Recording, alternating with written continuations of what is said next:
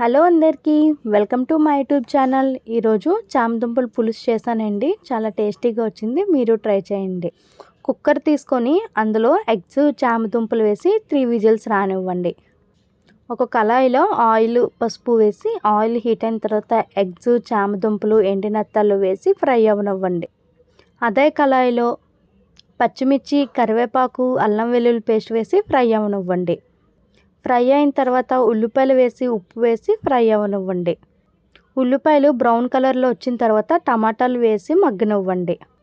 మగ్గిన టమాటాల్లో కారం వేసి ఫ్రై అవ్వనివ్వండి. అందులో చింతపండు పులుపు వేసి ఎగ్స్ చామదుంపలు నెత్తళ్ళు వేసి 5 మినిట్స్ మరగనివ్వండి. అంతే, చాలా టేస్టీగా చామదుంపల పులుసు రెడీ అయ్యింది.